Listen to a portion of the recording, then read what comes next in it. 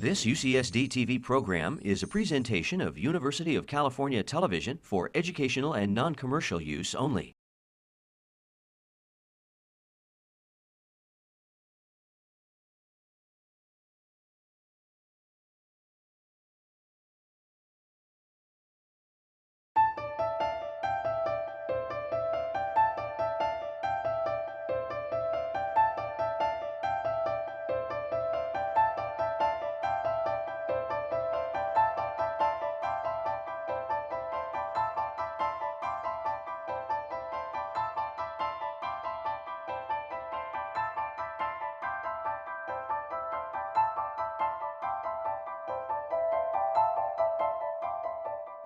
Good afternoon. My name is Pascal Gagneux. I'm the Associate Director of CARTA, and it is my pleasure to welcome you all today for this public CARTA Symposium on early hominids. We're very fortunate to have a cast of eminent researchers from 4 different continents, and I'd like to thank all the speakers for traveling very far, in some cases, to make this conference possible. And with no further ado, it's my pleasure to introduce Dr. Fred Gage from the Salk Institute, CARTA co-director.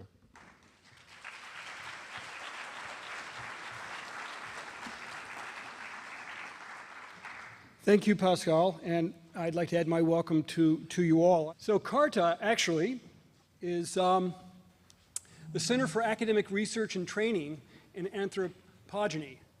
So what's anthropogeny? The most recent definition of the term from the Oxford English Dictionary is investigation of the origin of humans. However, as early as 1839 in the Hopper Medical District, it was defined as the study of the generation of man. So we have a mission statement for this organization, and it is to use all rational and ethical approaches to seek all verifiable facts from all relevant disciplines to explore and explain the origins of the human phenomenon. An important caveat here is while we minimize the complex organizational structures and hierarchies that often infest these kinds of organizations and avoid any unnecessary paperwork and bureaucracy, the hope is to get to the science and get the discussions out front. This would not be possible without our major sponsors who've, with great foresight, sponsored this organization, the graduate program that surrounds it, as well as these conferences. And the first one is the G. Harold and Leila Mathers Charitable Foundation based in New York. And secondarily, but not least, Annette Merrill Smith is very much appreciated for her continued support of this effort. These individuals are foresighted and extremely important for us.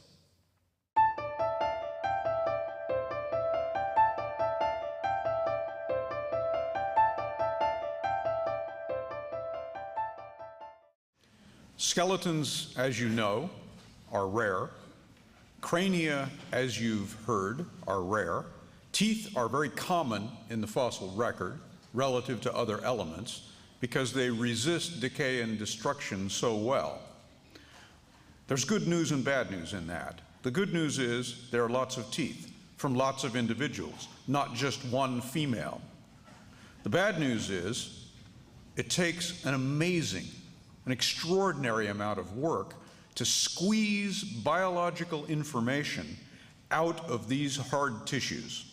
And there is nobody more qualified to do that than our next speaker, Dr. Gen Suwa from the University of Tokyo, who will be talking about the teeth.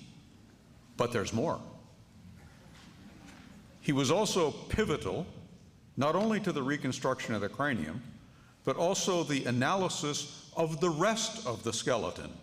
So when Owen Lovejoy, scheduled to speak after Dr. Suwa, told us on Monday that he was unable to make it to San Diego,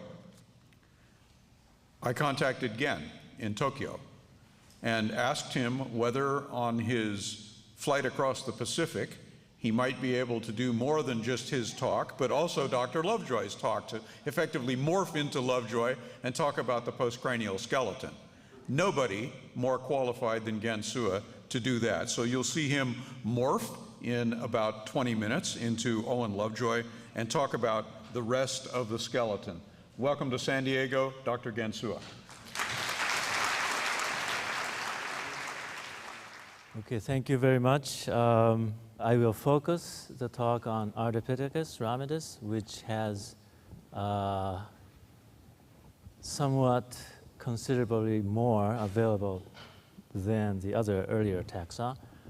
You have heard already about some of the similarities and differences about, for example, the Kadaba teeth and Ramidus.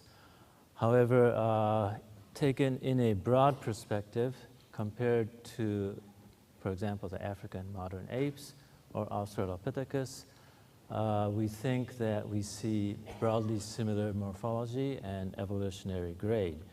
So with the somewhat more wealth of information available for Ramidus, much of my talk will be focused on Ramidus. Another focus, there are many things we could discuss, and I will go through some of them after this slide. A considerable amount of time I would like to spend on the phylogenetic position of Ramidus. And this is because in our series of science papers, for example, the dentition, we focus more on the paleobiological aspects, and we did not talk too much about how we look at the teeth in order to infer the phylogenetic positions. But after our publications, we learned that there were some amount of skepticism about the position of these hominids here after the split with chimpanzees. And there were suggestions that it might be some kind of Miocene ape continuing through time, so on and so forth. So I would like to take this opportunity to add on and clarify some of those aspects. So what can we tell from teeth? Well, for example, social behavior. Behavior, they do not fossilize itself, except for in very rare instances like footprints. So it is very difficult to infer a lot about, especially social behavior. However, we have already heard from Dr. Haile Selassie about the CP3 complex. Now let me explain a little bit more. The CP3 complex involves the upper and lower canines which interlock. The upper canine is sharpened against the lower premolar, which is often very elongated, so it actually serves to hone the upper canine all through life. Now this CP3 complex is present in all advanced primates, monkeys and apes, and the development of the complex varies according to their behavior and social pattern. Most notably, there are lots of male and female dimorphisms. Males who have to compete for access to females for mating will tend to have very developed canines. A very extreme example is found in mandrills, where there's a very insightful study published fairly recently that in mandrills, only males who are young and in their prime, for 3 or 4 years, they are able to sire actually offspring. And so once the canine wears down even a little bit, they start to lose their advantage in the competition for mates. Now that is probably a very extreme example. Mandrills are the most dimorphic in terms of body size as well as canine. However, this shows that the CP3 complex is actually very informative about competition levels, aggression levels, so on. And so Ardipithecus ramidus, there are enough canines to tell that, for example, this set of teeth is an example of male, And basically, Ardipithecus back teeth are pretty much about the size of humans, maybe a little bit larger, but not too much. The canines are about 30% larger at the base, and it is projecting more than humans. It is about the size of female apes, female chimpanzee, for example. And however, it does not hone anymore. There are worn examples which clearly show that the weaponry has already ceased to exist. So that tells us something about Ardipithecus and other primates as well. We can say a host of things about dietary adaptation and feeding ecology. For example, the frugivorous chimpanzees, they have inside, this is Ardipithecus, the same individual. Look, the upper tooth row and the lower tooth rows seen from the occlusal surface. The incisors of, for example, of frugivorous orangutans and chimpanzees are maybe about 25% larger. And so again, Ardipithecus seems to be a relatively, have a generalized dentition, not too specialized for certain diets. The cusp patterns are pretty conservative. It's not spiky like leaf eater or insectivorous primates. And it is a generalized frugivore, omnivore kind of morphology. And we look at a host of many things, not only the shape and size, but also internal structure, wear patterns, microscopic wear, enamel isotopic composition. And all these avenues of investigation suggest that Ardipithecus was not a heavy chewer, was not adapted to savanna kind of abrasive and hard foodstuffs like Australopithecus. So we think Ardipithecus teeth are exhibit a adaptation that is distinct from Australopithecus. Growth and development, we can look at the timing of eruption to infer certain aspects, and also teeth preserves the growth incremental markings as they grow, both the roots and the crowns. And that enables us to investigate things like environmental stress. I won't go into details at this time. And finally, phylogenetic inferences is what I would like to focus for the remainder of the talk. We look at external morphology, internal structure, and also the keyword to how to infer phylogeny from these fossils. There's variation, how to interpret variation. And magnitude and pattern of variation is of prime importance. Also, we can trace these fossil lineages through time, which is the, how we test actual phylogenetic hypotheses. Variation, how to interpret it, that is where us specialists would differ from person to person, and why we would differ in our conclusions or interpretations.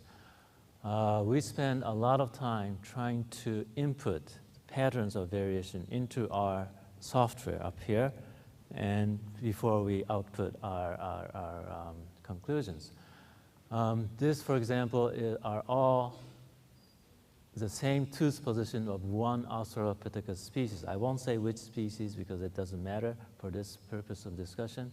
For example, if you have a tooth row, if we make casts, good quality casts, we cut out just this position or just the second molar or just the third molar. And then we know that all of these are all coming from the same jaw part. All of these come from the second molar, all of these come from the third molar. They're all the same species. Now, how do you tell difference between M1, M2, and M3? And sometimes it's easier, sometimes it's more difficult. Different species have slightly different trends. And we have to have all that under control because we do not want to overread the fossil evidence. If you go for a different Australopithecus species, again, we can cut out just the M1. And so, for example, fossils do not come out with labels. If we mix these, how can we separate them? And we can to an extent, and we can't to an extent. And that is the balance that we have to always be worried about. For example, if you have a tooth row, these are all orangutan tooth rows, lower tooth rows. This individual has a smaller M1, bigger M2, and even bigger M3. This is a very small tooth individual of the same orangutan species. M1 and M2 is about similar size. M3 is much smaller. Now, if these came out from the ground in isolated, how would you tell apart? Or if it came out of the ground in tooth rows, if you found just this, you might say, oh, this species is characterized by big M3s. But if you have a series of teeth, then you know that it doesn't characterize the species itself. So you have to be very careful, and it's always an iterative process where you make a hypothesis saying, we think these features characterize the species, you find more, and then you refine it, or you confirm it, so on and so forth. At the end of the day, there will be lots of overlap of variation in these features. And so it's, when you're working with limited sample sizes, it's a matter of how insightful you can be as to what might be the range of variation if you find more fossils. And you're always testing yourself and confirming and modifying. Now, with this confounding factor of variation, it's confounding, but it's also enlightening. So how do we deal with trying to find the correct phylogeny? One thing, there's no set protocol to this. Everybody has their own slightly different methodologies and inclinations. With the work with Ramidus and others, at the end of the day, we are starting to rely more on, for example, extreme, distinct, and/or rare morphologies. For example, a real example that we are applying, gorilla teeth have very high and pointy cusps because for a large-bodied ape, it has very unusual teeth that are adapted for shredding fibrous material or folding fibrous material into manageable, swallowable chunks of food. So if you want to identify a gorilla ancestor, the place to look for is a morphological element, or element that has morphologies that have extreme morphology that would be evolving rapidly at some point of its history. Then you have a chance of being able to identify correctly an early member of that lineage. And so we are focusing into some of the fossils using those kind of approaches. With hominids, one place to look for is a CP3, because we know from an ape ancestry it turned into a female-like ape condition first, and then progressively into a very small, underdeveloped complex like we see in modern humans. So for hominids, the canine complex is always very useful. Okay, so why do we think that Ramidus is on the Australopithecus side of the pan split for sure? Relative to body size, male Ramidus canines are smaller than in any old world monkey or ape. Sexual dimorphism is weak or very little in shape. And this, again, is very unique. Functional honing is absent, as Dr. Haile Selassie has already introduced, so on and so forth. So one of the reasons we think Ramidus is hominid for sure is its CP3 complex. Another way of approaching teeth and phylogeny is you test for homology of the structure by structural analysis. If you examine the proposed similarities in more detail, if it does not have a common heritage, you would often find differences in the details of that feature. For example, enamel thickness. Ramidus enamel is thinner than Australopithecus. This is a 3D mapping of enamel thickness where we take micro CT scans of teeth in about 30 micron intervals, and then we separate the internal dentine surface from the enamel, and we make a enamel thickness map all along the crown. The red is thicker enamel, so you can see that the Ardipithecus Ramidus enamel is much thinner than Australopithecus. We published about that without this comprehensive data in the 1990s. And then there were suggestions that maybe Ramidus thin enamel is because it shares it with chimpanzees, maybe it is an ape. So with a newer analysis, we did considerable more work and investigated this in more detail. And chimpanzees, it turns out, has thinner enamel than Ramidus, but also a very different pattern. It has a very wide occlusal basin with thin enamel, which effectively forms a very broad basin, which is suitable in crushing fruits. And also it keeps at the rim enough topography of the teeth, so it is also useful in shredding leaves. So we think that the chimpanzee condition is different from the Ramidus condition, which has thinner enamel, but in pattern is more similar to Australopithecus. Okay, the final test for phylogenetic hypothesis would be continuity through time. And for this, you need a sample to assess the variation and how the variation relates to different fossil assemblages. And for example, the canine and lower P3 morphologies of Ramidus are derived towards the direction of Australopithecus and phenetic details. And there's we think we can see a morphological continuity from around 6 million years to the Australopithecus age, around 3 to 4 million years.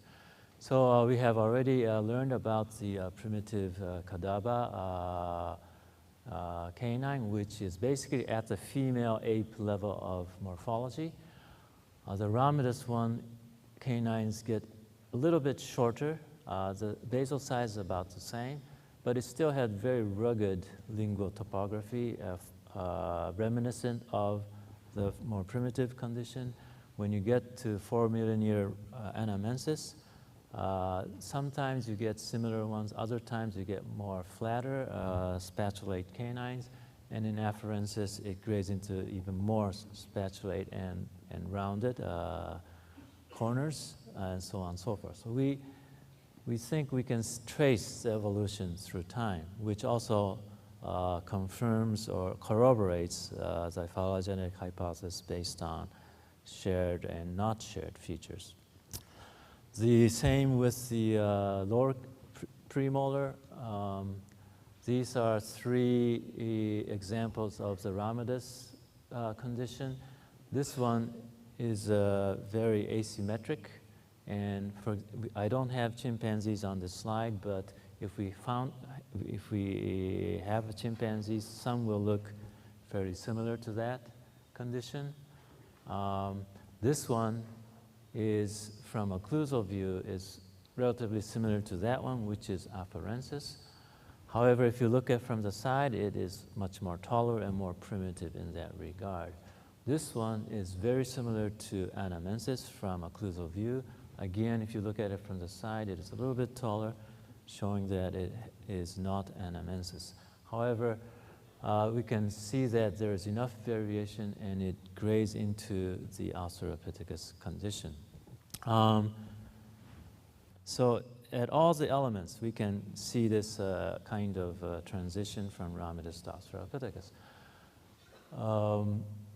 And this is upper molars, again, Kadaba and Ramidus. If we mix them, this is an example where it would be very difficult to separate them. With Australopithecus and Ramidus, sometimes we will be able to separate them. If we have samples, we can characterize them pretty well, we think. Australopithecus has thicker enamel. It gets increasingly thicker from anamensis to afarensis. However, if you have a single molar and just mix it, and if I were told, okay, what do you think about this? Well, I would not bet my life on it at all.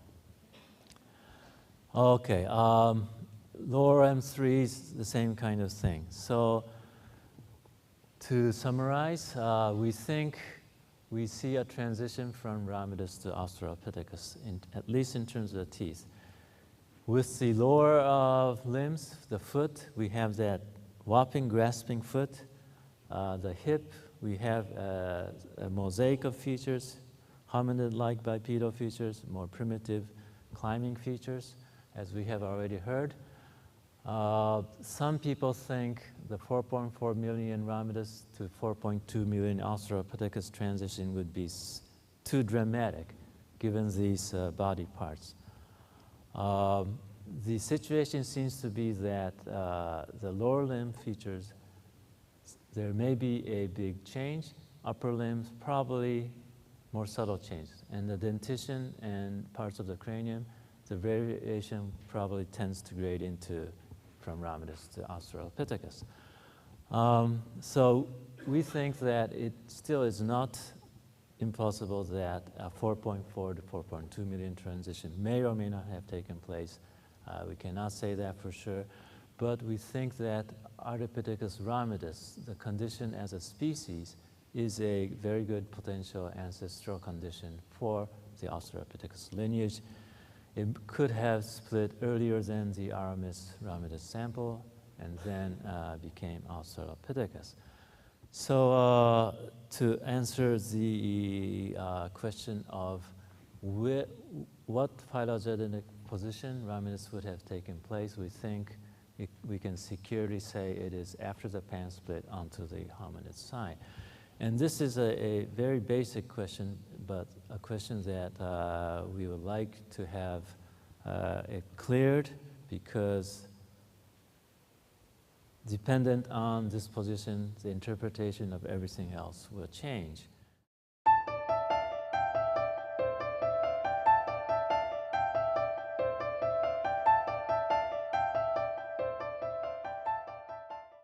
Professor Owen Lovejoy will not be with us. Dr. Lovejoy's talk was on your program, Locomotion and Behavioral Ecology of the Earliest Hominids. Now, it is virtually not possible for me to take his talk as such, but I will try to talk about aspects of evolutionary significance of the Ramidus material. Now, Professor Lovejoy, I have had the pleasure of working with him intensively over the past decade while we were trying to go over the Ramidus material. And he is obviously, some of you know, very broad and deep, not only in his anatomical and functional morphology, biomechanics, so on, but also starting from morphogenetics to genomes to social ecology and behavior to evolutionary theory. It was a truly remarkable experience. I have been privileged of interacting with him over these analysis. And I cannot do any justice by filling in his slot for sure. So my talk will be on some very basic aspects of some of the postcranial material and its locomotor significance, and then trying to point out some of the more immediate interpretations that stem from it. So once we, as in my previous talk, we were able to place Ramidus in the cladogram securely, we can start thinking about, okay, what does it mean to be Australopithecus, meaning after Ramidus, what kind of evolutionary significance happened? Or we can look back and as Dr. Asfal was discussing, and try to gain insights about the origin of the human lineage itself. Now, going back to the Ramidus material, this remarkable partial skeleton is Dr. Lovejoy would be saying, is a treasure trove of information. And we have almost a complete hand, if you combine both sides. Almost all of the foot. We are missing a few key elements like the calcaneus. However, we have almost all of the rest. We have much of the major limb bones. We lack a humerus. However, we have a different individual with both forearm and the humerus. So we can scale this and fit it into the skeleton fairly accurately.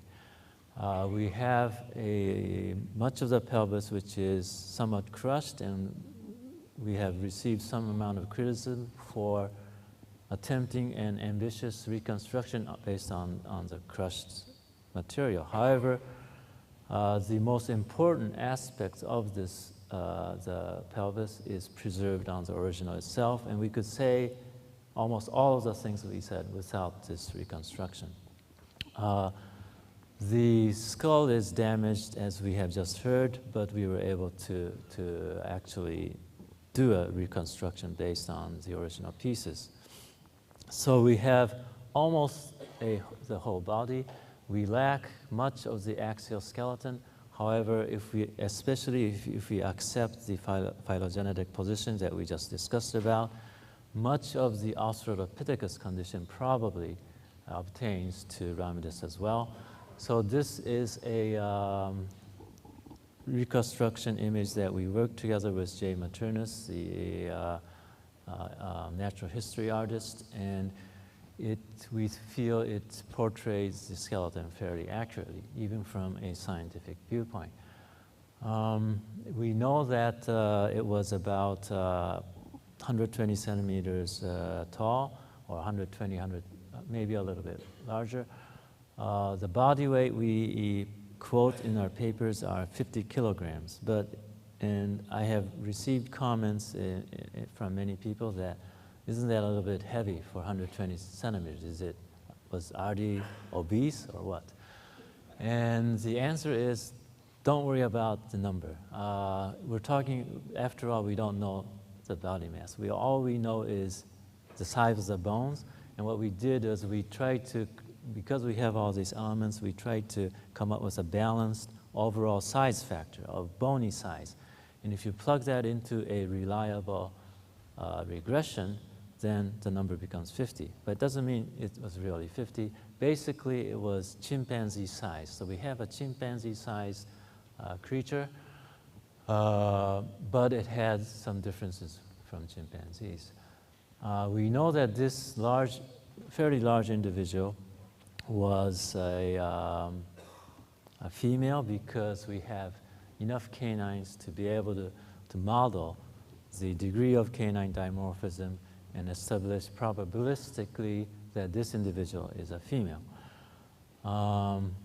We know from the close to 10 individuals represented in the Ramidus assemblage that this female was one of the bigger, close to the biggest individuals that's been found, especially in linear dimensions.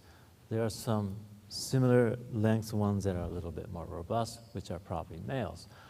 So again, this is a little bit different from Australopithecus, and it's in that sense more similar to chimpanzees, that there seems to be rather little amount of body size dimorphism.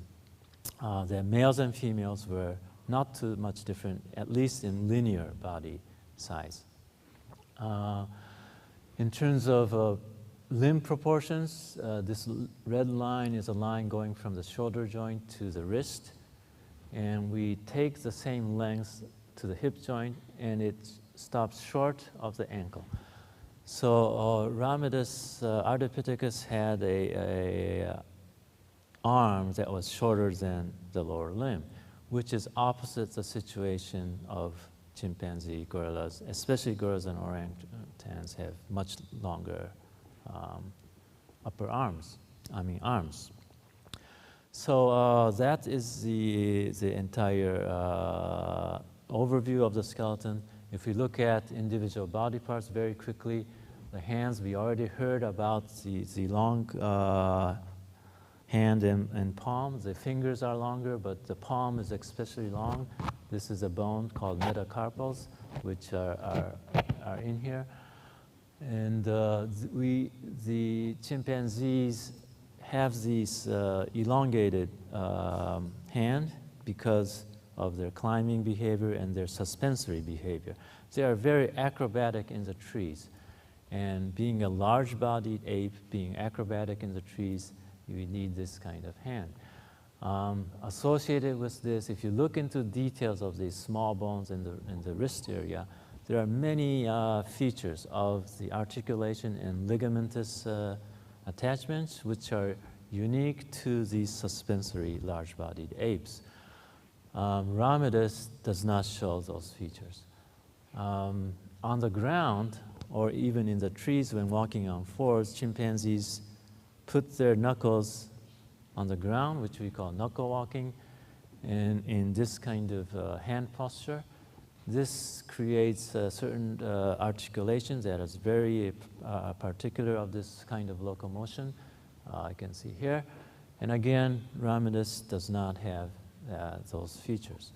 So Ramidus has a hand that is very generalized. It is not, does not have, it's different from modern apes.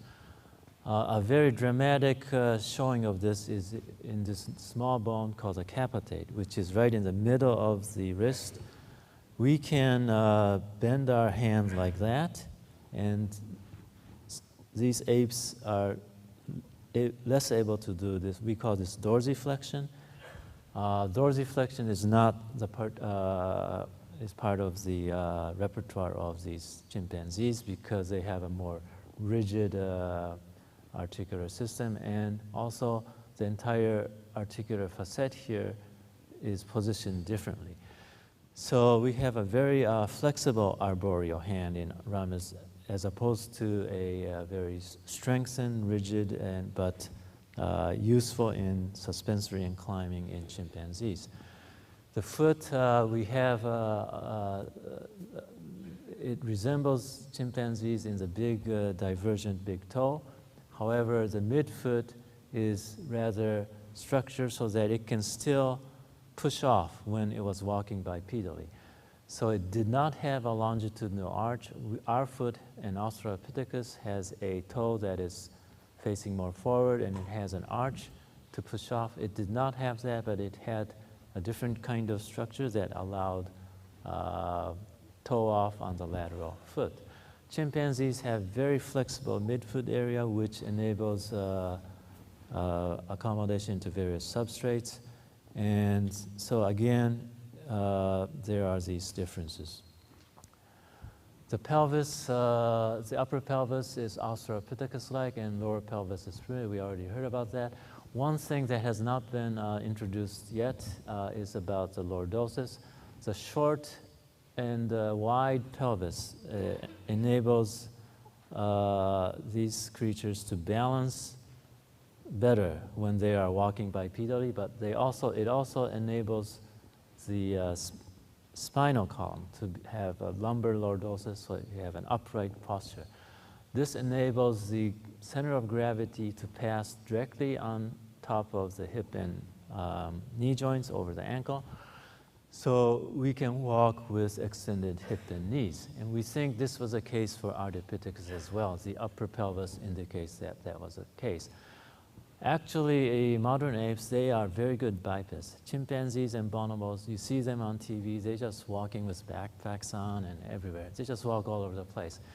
And my primatologist friends tell me that that's the case in the wild too, especially bonobos, they just walk all over the place bipedally. However, they always walk with a bent knee, bent hip, bent knee gait because of their specialization for arboreality, their lumbar region is very shortened and it's rigidified because if you're an acrobatic arborealist with a big body, you will break your back if it is not strengthened. And so the ilium is especially elongated and there's basically no waist. You go from the bottom of the ribs almost directly to the pelvis. So when you have that, you cannot lordose. Therefore, they walk with a bent hip, bent knee gait. So Ardipithecus ramidus and Ororan too, most likely, we think, did walk very well with extended limbs. When we say Ramidus was a transitional biped or a primitive biped, people tend to think they were walking with bent knees, bent hips like apes, but we don't think that is the case. It does have a more primitive aspect, which is related to probably arboreality and climbing behavior. The ischium is very long. And what attaches here in the ischium is the muscles of the back of your thigh and the inside of your thigh, the adductors and the hamstrings. Now these muscles are, this is a cross-section of the thigh area. This is human, this is chimpanzees. In quadrupedal monkeys and apes and arboreal climbers, you have big muscle mass here to extend your hip joints. In bipeds like humans and probably Australopithecus, we have more muscle mass on the front of the thigh to extend our knees when our limbs are extended. And so the long ischium tells us that Ramidus probably had not gone over this transformation yet, so it's part of the pelvis, it went through the transition, part of it had not gone through the transition yet. We have several femoral remains, which also is indicating this, and also in the case of Ororin. The femur of Ororin and Ramidus are in part primitive, and they lack the human Australopithecus structural pattern. And if you look at the back of the femur, you can see that there's a sizable amount of muscle attachment area for the hamstrings and adductor muscles in both Ororin and Ramidus. Whereas in humans and Australopithecus, the quadriceps, the front part of the thigh muscles, completely covers the femur and forms what we call the linea aspera. In afarensis, most of the specimens are like that, although there are some variation. So the postcranial evidence, when we look at it, we see that Ramidus was an upright walking biped, and it did not have a BHBK gait. It had an extended limb gait. There's no indication of knuckle walking, no indication of pan-like suspension in agile climbing. Now, interestingly, the Miocene apes, we do not have a direct Miocene apes that we can plug in here. We have many branches that there are lots of debate about the phylogeny, but as a whole, Miocene apes, we do not see the African ape-like pattern. So most likely, one hypothesis would be that the common ancestor of African apes and humans, LCA, was not as specialized as extant African apes. Now, this would be a surprise to some because, especially in the past decade, with the genomic information coming out, we are told chimps and humans differ by only 1% of DNA base pair sequence. And increasingly, we would expect that if you go back through time in phylogeny, we would find an ancestor that looks more like a chimpanzee. But the fossils are telling us that may not be the case. Alternatively, there is a possibility that the LCA was chimpanzee-like, and then it reverted back to the more Miocene ape-like condition. This is a realm where there probably will be active debate among the anthropologists, and ultimately it should be testable by the genomic evidence once some of the morphological basis, the genetic basis get unraveled better than today. We think that this scenario is less likely because this would entail acquisition of fairly highly specialized features of pan, which would make it more unlikely to adopt a hominid-like gait pattern. And some of the anatomies involve loss of certain structures in the chimpanzee-like specialization, which would be probably morphogenetically difficult to evolve back. So probably we think the last common ancestor was not like extant African apes, and that suspension and agile climbing evolved in pan and gorilla to a lesser degree to the gorilla separately as independent evolution. So to summarize, upright walking was a feature of these early hominids. They share with Miocene apes no knuckle walking, no pan-like suspension climbing, which indicates that these features evolved at the base of the pan clade. What can we say from the cranial-dental evidence? What can we add?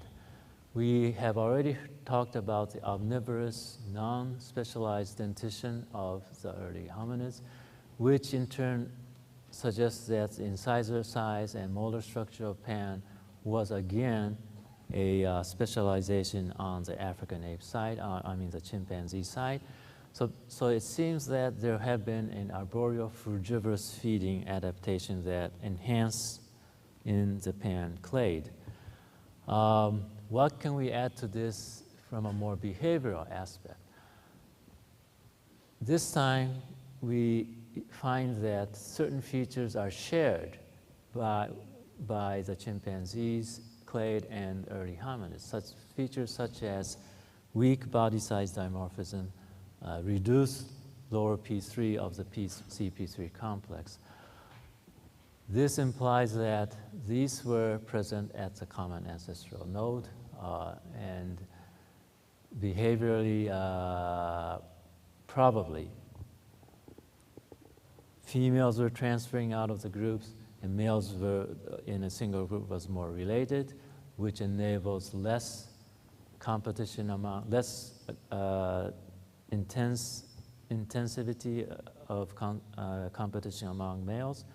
Probably the females did not have sexual swelling and sperm competition was probably moderate.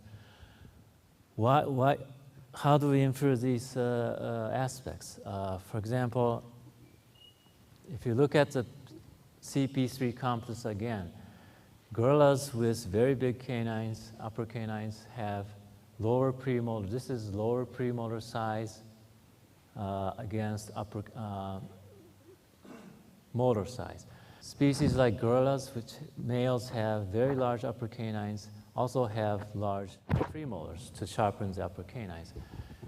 Very peculiarly, we found that chimpanzees males have relatively small P3s, which suggests that initially the both chimpanzee and the human ancestors had relatively modest degrees of CP3 development, and then chimpanzees secondarily enlarged their canines. If we look at skull size, we were able to reconstruct the skull to get a reasonable estimate of overall size. We have body size, and we have cranial capacity estimate, and if we plot body size or cranial capacity here and cranial length here, we find that certain groups of primates have relatively larger heads and faces. And again, the more aggressive, competitive species tend to have relatively large cranium. The Ardipithecus Material plots here alongside bonobos, which have one of the smallest heads of all of these primates. Now, so from those kind of morphological inferences, we think that the common ancestor had relatively weak amounts of body size dimorphism and moderately developed CP3 complex. This again implies that in the chimpanzee lineage something happened. For example, sexual swelling, enhanced promiscuity, strong sperm competition, increased male aggression was probably a pan feature. Further down the evolution, the red parts are what we know from the anatomy, and these are some of the behavioral scenarios that we can deduce. Probably chimpanzees have larger canines, evolved larger canines, and even larger faces, along with increased male aggression.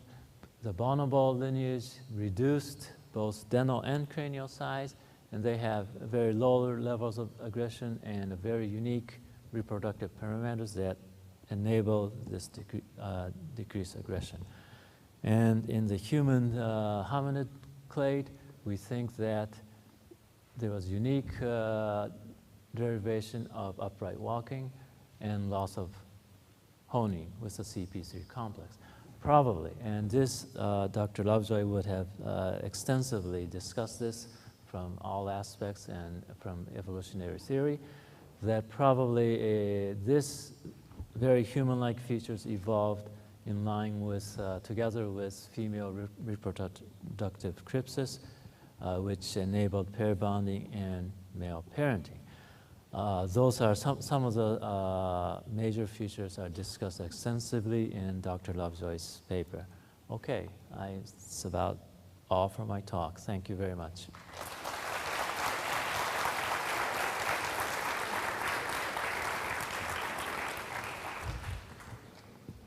Thank you very much, Dr. Suwa. It's remarkable to be able to cover as much of the skeleton as he was able to cover and as much of the new evidence about human evolution that's been squeezed out of the ground and then squeezed out of the laboratory. So thank you again for keeping our program coverage intact.